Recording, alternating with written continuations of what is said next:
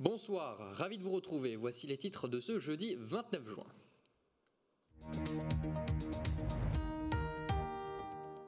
C'est un outil particulièrement original pour apprendre la programmation. Au pôle formation de l'Union des industries et métiers de la métallurgie, on utilise un chien robot, vous le découvrirez dans un instant. Dans cette édition également, nous avons suivi plusieurs personnes en situation de handicap. Nous verrons comment elles font face aux difficultés qu'elles rencontrent au quotidien en matière d'accessibilité. Côté météo, demain le ciel sera partagé entre nuages et éclaircies. Les températures iront de 17 degrés en matinée jusqu'à 23 au meilleur de la journée. Et puis l'invité du jour est Pierre Cuny, vous le voyez, maire de Thionville, bonsoir. Bonsoir. Alors nous allons revenir ensemble sur plusieurs dossiers, le projet Rive Gauche et la fusion du Val de Fensch et Port-de-France-Thionville notamment, mais avant, place à l'actu.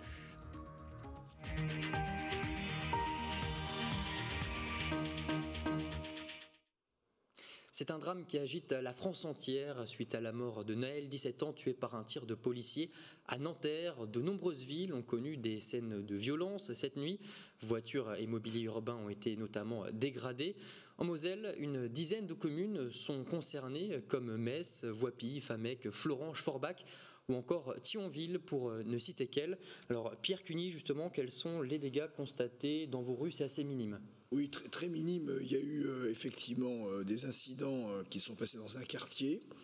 Et en fait, il y a eu un feu, il y a eu une voiture de police municipale qui a été prise à partie. Mais voilà, ça a été réglé en 1 heure.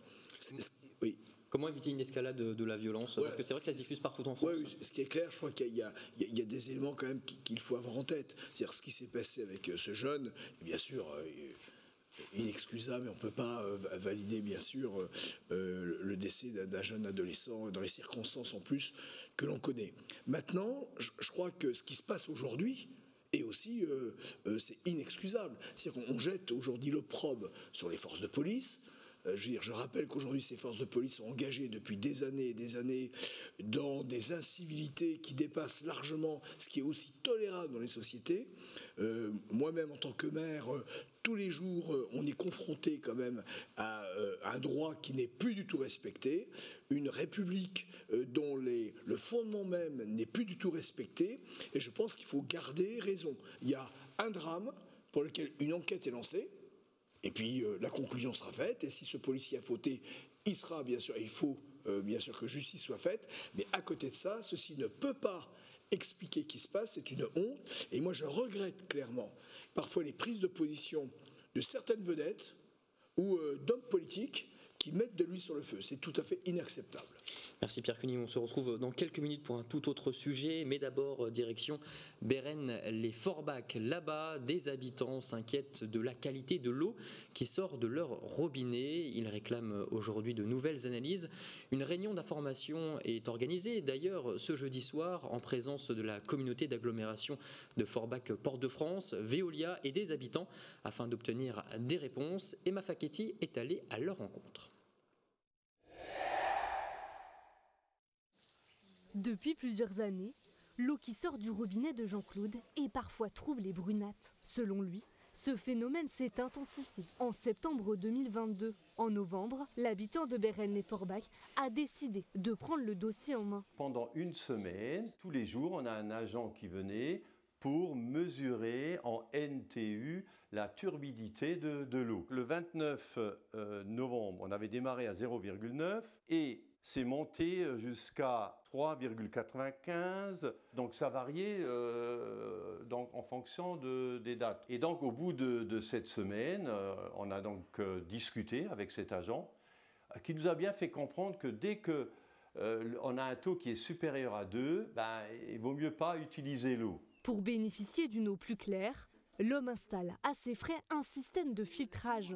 Voilà, donc ça c'est le filtre d'origine. Quand on l'installe, voilà donc la couleur du filtre. Le 28 mars 2023, les conduits d'eau de la rue de l'école sont nettoyés et purgés. Mais d'après ce filtre, installé le 15 avril, le problème persiste. Ce filtre-là, normalement, doit durer entre plusieurs mois, au moins 6 mois. Au bout de 8 jours, ce filtre était pratiquement noirci. Et depuis, nous continuons à avoir cette eau brunâtre.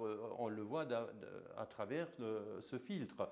Cette voisine vit elle aussi en eau trouble. On a toujours ce problème d'une eau qui n'est pas bonne. Elle a dû modifier ses habitudes. Je mettais l'eau des bouteilles partout. J'achète l'eau pour mon café. À un moment, même pour faire les pâtes, j'achetais l'eau. Contactée, la communauté d'agglomération de Forbach-Porte-de-France assure que depuis les travaux du 28 mars 2023, tout est en ordre. Depuis cette date, aucun signalement n'a été rapporté à la communauté d'agglomération.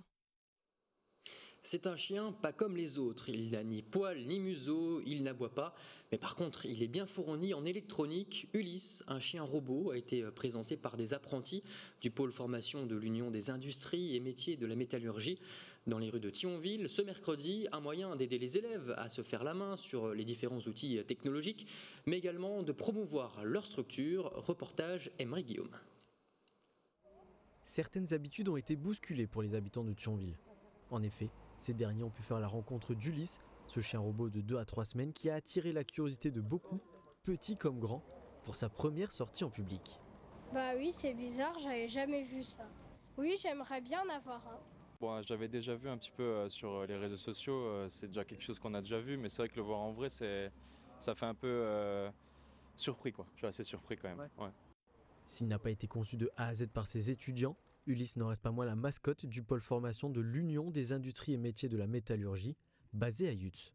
S'il est capable de réaliser ses différents tours, c'est grâce aux travaux des différentes branches d'études présentes dans le cursus. C'est quelque chose qu'on a acheté et du coup avec nos études on vient lui apporter des modifications, éventuellement de nouveaux programmes, lui faire de nouvelles choses, parce qu'il se pilote en fait avec une télécommande, un peu comme une manette de console, et on peut venir du coup avec des nouveaux programmes qu'on conçoit, tout ça, lui venir apporter de nouvelles fonctionnalités. La présence d'Ulysse sert également et surtout à promouvoir l'apprentissage à travers ce robot qui intègre toutes les technologies que les apprentis vont rencontrer dans le futur. Au travers de l'électrotechnique, de la maintenance, du numérique également, de l'usinage et de la chaudronnerie, avec des parcours transverses aussi liés à l'hygiène, la sécurité et l'environnement. Les prochaines générations d'étudiants continueront de travailler sur Ulysse et ses nouvelles fonctionnalités. Certains pensent déjà le doter de panneaux photovoltaïques pour venir modifier son heure d'autonomie dans un avenir proche, ce qui lui permettrait de profiter un peu plus longtemps du beau temps. Et on passe maintenant à notre rubrique invitée.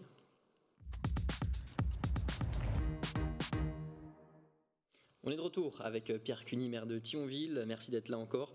Beaucoup de sujets sur la table, à commencer par le quartier Rive-Gauche. Alors la ville a donné un premier aperçu de ce à quoi pourrait ressembler la Rive-Gauche d'ici quelques années. Quel est l'objectif profond, Pierre Cuny, sur ce quartier? C'est une transformation colossale qui l'attend. Alors c'est une transformation colossale sur des friches industrielles très polluées. Donc là aussi c'est une première, avec la création d'un écoquartier, 900 logements, la création d'un parc central, et avec effectivement un quartier qui s'articulera autour du logement, mais aussi de commerce, et bien sûr d'équipements publics, et en particulier il y aura ce qu'on appelle la maison de la solidarité qui sera sur ce quartier, qui va regrouper en fait le CCAS et l'ensemble, on va dire, des associations qui tournent et qui œuvrent dans le social. Mais à côté de cela, il y a bien sûr toute une panoplie d'équipements sportifs. Il y a le tennis qui est là, et puis on va reconstruire sur ce quartier le théâtre, le fameux théâtre en bois, le Nest, qui sera construit sur ce quartier. 3 lots ont été retenus et présentés à la presse. Est-ce que vous pouvez aujourd'hui nous en dire plus sur les heureux élus? Oui, donc c'est 2 groupes nationaux, le groupe Prestigia et le groupe Pichet, et puis un local, mais qui a une dimension nationale, qui est le groupe Habité. Donc ça a été sur concours, jury, avec véritablement des projets. Il y avait 24 candidatures, 12 retenues, 9 qui ont concouru, et avec des projets qui étaient absolument magnifiques. Là, on sent qu'on passe une étape sur Thionville. Avec, par exemple, le groupe Habité, l'architecte, c'est Villemotte. Les 2 autres sont des architectes, l'un autrichien en particulier, qui est de dimension internationale. Donc, on sent bien qu'aujourd'hui, il y a une appétence très forte des promoteurs pour venir construire, montrer leur savoir-faire sur cette rive gauche. Et puis il faut savoir que Thionville 2030, c'est cette rive gauche, avec d'ici 2 ans l'ouverture à nouveau d'une zone de commercialisation qui sera sur la Moselle, là dans le cas présent, et avec, bien entendu, ça sera aussi sur jury, puisque sur ces lots, ce sont systématiquement un jury qui décidera en fait des lauréats. Et puis, d'ici 3 ans, on lance la rive droite en parallèle, et pour lequel il y aura aussi une reconversion de friches ferroviaires, et avec la construction, dans ce cas-là, de 1100 logements. Autre sujet, Pierre Cuny, la fusion du Val de Fensch et de Porte de France-Thionville. Vous avez annoncé que c'était le premier jour du reste de votre vie politique. Pourquoi ? C'est essentiellement une question d'influence, finalement ? Non, c'est pour montrer l'importance de ce qui s'est passé. Je crois qu'il faut qu'on en ait tous conscience. Je crois qu'en France, il y a rarement eu, peut-être jamais, 2 agglomérations de même dimension qui n'ont en fait aucun problème financier et qui ont la volonté de travailler ensemble et avec des orientations politiques qui, au départ, étaient différentes. Le Val de Fensch était quand même plutôt tourné sur une politique de gauche, on va dire, et Porte de France, Thionville plutôt sur la politique de droite. Et donc, on a fait avec Michel Libotte, et je rends vraiment hommage au travail colossal que nous avons fait avec Michel Libotte pour lancer cette idée, qui a été lancée il y a maintenant plus de 5 ans, et pour amener au résultat que 87% des conseillers communautaires ont voté pour la demande de la modification de ce périmètre pour créer cette agglomération Thionville-Fensch agglomération, le nom étant pour le moment transitoire. Oui, il faudra attendre le 1er janvier 2026 voilà. Pour voir cette nouvelle zone prendre forme. Alors une communauté de communes qui regroupera désormais 160 000 habitants, la plus grande derrière l'Eurométropole de Metz. Qu'est-ce que ça va changer par rapport aux relations transfrontalières, par rapport peut-être aussi à de nouvelles structures qui vont voir le jour? On parle d'un nouveau campus universitaire. Oui. C'est vraiment une dimension absolument extraordinaire, puisqu'il y a 5 grands sujets, on va dire, qui sont portés par cette grande agglomération. Il y a bien sûr la mobilité. Il faut aujourd'hui que nous répondions aux problèmes de mobilité sur le territoire. Et donc, nous allons avoir des actions très fortes, puisque politiquement, elle va se constituer le 1er janvier 2026. Mais dès maintenant, dès vendredi, le premier jour du reste de ma vie politique, nous sommes maintenant en configuration de grande agglomération. Et donc, désormais, nous prenons des décisions de façon fusionnelle avec le Val de Fensch. Mobilité. Le deuxième élément, c'est bien sûr le défi des friches industrielles qui sont devant nous. Et on sait très bien que seul, on n'y arrive pas et qu'il faut être vraiment groupé. Le troisième élément, c'est bien sûr l'universitarisation. Aujourd'hui, Thionville a impulsé de façon très importante l'université. On est passé de 900 étudiants à 1600. Une fac de droit est en train de se profiler sur le territoire de Porte de France et sur le campus de Courmontagne. Et aujourd'hui, on est saturé. Et donc, il faut bien sûr porter la création d'un campus sur ce qu'on appelle l'U4.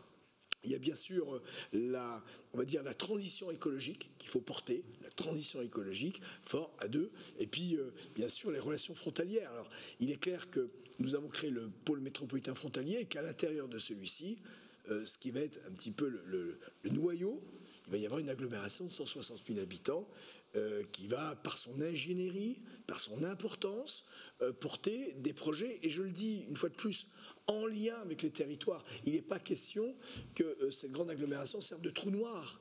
Non, c'est de travailler en lien avec la communauté de communes de Cattenom, de l'Arc-Mosellan, puis au Val d'Alzette, du Bouzon-Villois. Voilà.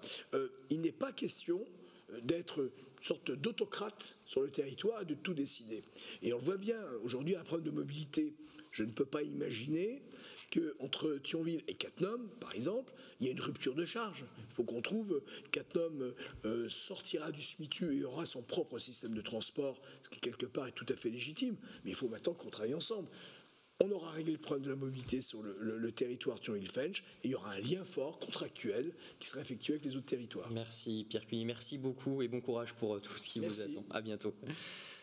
Ce sont des exemples en matière de politique anti-gaspillage. Depuis 2 ans, le département organise le concours Ma Cantine Anti-Gaspi, ouvert aux 71 collèges publics mosellans. Cette année, ils sont 3 à s'être illustrés. Le collège Gabriel Pernet à Sainte-Marie-aux-Chênes, Jean Settlinger à Rohrbach-les-Bitches et enfin Albert Camus à Moulins-les-Metz. On écoute d'ailleurs le principal de ce dernier. Écoutez. Ça récompense donc l'effort que nous faisons chaque jour depuis plusieurs années pour que le collège ne gaspille pas la nourriture, que les élèves mangent à leur faim mais des quantités qu'ils peuvent absorber et qu'on n'ait rien à jeter. Et c'est toute une chaîne qui va de la distribution qui est particulière avec des buffets jusqu'à le tri, la fin de service, donc le tri des déchets compostables, des déchets ultimes donc on ne pourra pas composter. Et tout au bout, c'est le compostage des déchets et aussi on essaye de nourrir nos poules qui sont, que vous avez pu voir tout à l'heure, en leur donnant donc quelques restes alimentaires non consommés.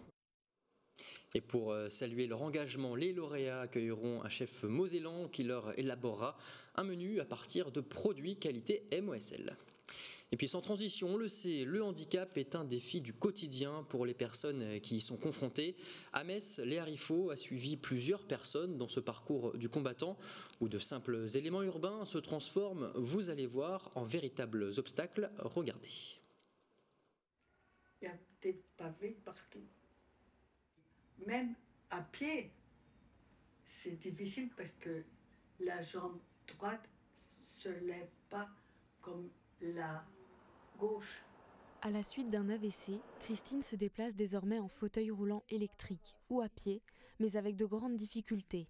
Pour elle, les pavés sont un véritable cauchemar qui l'oblige donc à effectuer de nombreux détours pour pouvoir circuler sur des surfaces lisses. Qu'il soit moteur, visuel ou auditif, le handicap reste un défi du quotidien pour les personnes qui y sont confrontées. Infrastructures non adaptées voire dangereuses, les usagers, bien conscients des progrès effectués depuis quelques années, reprochent malgré tout un manque de cohérence dans l'aménagement de la ville. Jean-Pierre présente une déficience visuelle. Il ne distingue que très peu les couleurs, les confond souvent, ce qui rend pour lui pénible le manque de contraste entre les équipements. Si on veut traverser la rue Wilson, Churchill, il n'y a plus ces fameuses bandes blanches considérées comme des passages piétons. Alors que dans une autre rue, par exemple la rue des Clercs, il y a des bandes jaunes. Il n'y a pas d'homogénéité et on a du mal à comprendre pourquoi. Finalement, pourquoi dans une rue on peut faire du contraste et 10 mètres à côté on ne peut pas. Pour des raisons esthétiques, on met les podotactiles dans les rues, dans les arrondis des rues. Alors là, si je suis le podotactile, eh ben, je vais traverser là et je suis au milieu de je ne sais pas où. C'est pour cela que des associations comme Univers Jo se mobilisent pour faire bouger les choses et inclure comme il se doit toutes les personnes, valides ou non, à la société. En fait, toutes les activités, en fait, elles peuvent être accessibles. En fait, c'est juste une question de mettre les moyens financiers, les moyens humains. Typiquement, on aimerait que nos cinémas soient accessibles en audio-description, que tous les événements sportifs soient également. On a réussi à développer des projets, notamment avec le FC Metz, où on fait tous les matchs du FC Metz en audio-description. Et c'est en collaboration avec ces associations que la ville de Metz travaille dans l'élaboration d'une ville accessible et inclusive. On œuvre justement à travers une écoute de tous ces publics et surtout, j'allais dire, des publics à mobilité réduite, pour éviter qu'il y ait des problèmes une fois les travaux terminés, parce que la ville appartient à tout le monde, parce que l'inclusivité, elle passe par la mobilité. Un des sujets majeurs du quinquennat présidentiel qui peine pourtant à faire l'unanimité, puisqu'Yvette Masson-Franzil dénonce un coup de marketing et déplore le manque d'aide et de soutien financier de la part de l'État. Il y a noté que depuis notre reportage, les cinémas Kinépolis ont mis en place l'audio-description. Une victoire et le début de grands changements pour toutes les personnes qui se battent au quotidien pour l'inclusivité. Et place maintenant à la culture.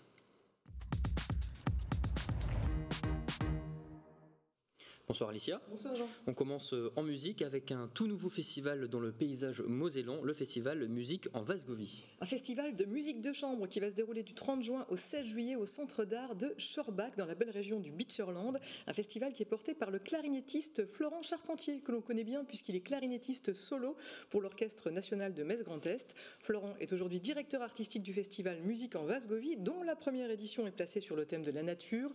L'occasion, à travers elle, de faire le jour sur les œuvres de Franz Schubert, mais également sur la musique populaire ou la danse. Écoutez-le en parler. Festival de musique de chambre, pourquoi ? Parce que ce sont des petites formations. Ça produit une intimité, une proximité avec le public.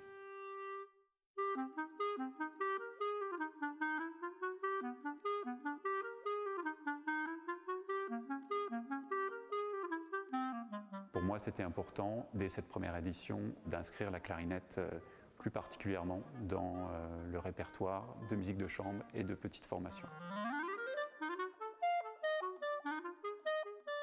Aux personnes qui pourraient penser que la musique de chambre n'est pas faite pour eux, j'ai simplement envie de leur dire que la musique de chambre est justement un terrain d'échange. La musique classique peut avoir une image un petit peu élitiste. Dans le cadre de ce festival, au sein du Centre d'art, il y aura un échange, une proximité avec les artistes. Et voilà, rendez-vous du 30 juin au 16 juillet dans le magnifique cadre du Centre d'art de Schorbach pour en profiter. Au programme 4 concerts, dont en préambule, en tout cas pour la première date, le Carnaval des animaux de Camille Saint-Saëns, qui va donc ouvrir le bal. Il sera programmé le 30 juin à 10h30, 14h. Un spectacle à destination du jeune public, mais pas que. Toute la programmation est à découvrir sur le site du Centre d'art de Schorbach. Et c'est un tout autre voyage dans le temps que vous nous conviez à présent à Ancy-Dorneau, précisément le 8 et 9 juillet, je ne me trompe pas, 8 juillet. Exactement. Avec l'été de Ronqueville, vous allez découvrir un lieu merveilleux, le château de Ronqueville d'Ancy-Dorneau, construit en 1802 par le maître de poste de Napoléon Ier. Une maison de maître qui est située sur un site exceptionnel, vous le découvrez, où poussent 1001 fleurs, 1001 roses. Un lieu qui vous ouvre ses portes 2 jours durant, ça sera l'occasion d'une brocante. Vous allez pouvoir chiner des objets anciens, des cartes postales, des magazines, des vinyles d'antan. Vous pourrez acquérir des produits locaux, l'eau de rose de Juliette, des vins de Moselle et plus encore. Et puis, bien sûr, vous pourrez également écouter un peu de jazz et des chansons de la Libération. Et Alicia, mon petit doigt me dit que votre alter ego, Alice Arthur, sera également présente dimanche 9 juillet à 17h pour un concert en duo. On écoute. C'est l'océan qui nous appelle, c'est l'ivresse des sommets, l'ascension du Mont Blanc. On prendra le temps de courir après les sirènes et le chant des baleines annoncera le printemps. Merci beaucoup Jean pour Alice Arthur. Je vous invite à fêter l'été à Ronqueville, à Ancy-Dorneau, les samedis 8 et dimanche 9 juillet de 10h à 18h. C'est gratuit, sauf pour le concert d'Alice Arthur qui coûtera 6 €. C'est pas cher. Merci Alicia, on vous retrouve la semaine prochaine pour une nouvelle boîte à malice spéciale puisque entièrement consacrée au parcours d'urne du festival Constellation de Metz. Voilà, je vous parlerai du parcours d'art urbain, art et jardin, c'est top, c'est génial et c'est sur Moselle TV. Merci beaucoup Alicia. En sport, maintenant, le FC Metz est fixé sur son programme de la saison 2023-2024. Le calendrier de la Ligue 1 est tombé ce jeudi. Les Grenats commenceront à l'extérieur face au Stade Rennais le 2e week-end d'août avant d'accueillir pour le premier match à Saint-Symphorien l'Olympique de Marseille. Un gros morceau donc. Enfin, le programme des 2 dernières journées sera également palpitant et difficile avec un déplacement à Strasbourg avant de conclure à domicile mi-mai contre le champion en titre, le Paris Saint-Germain, rien que ça. Pour connaître le calendrier détaillé, rendez-vous sur notre site internet moselle.tv. Et rapidement, concernant la famille Grenat, toujours après 3 saisons et demie à la tête de l'équipe féminine du FC Metz, Jessica Silva quitte le club d'un commun accord. Elle aura porté les Messines à la 2e place du classement de 2e division cette année. Et on termine avec l'image du jour. Roselyne Bachelot était l'invitée d'honneur du Cercle des Parèges ce jeudi.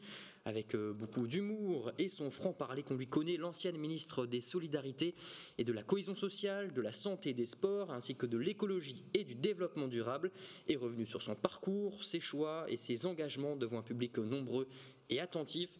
Elle en a aussi profité pour parler de son dernier livre intitulé 682 jours aux éditions Plomb, retraçant ses presque 2 ans passés comme ministre de la Culture lors du premier quinquennat d'Emmanuel Macron.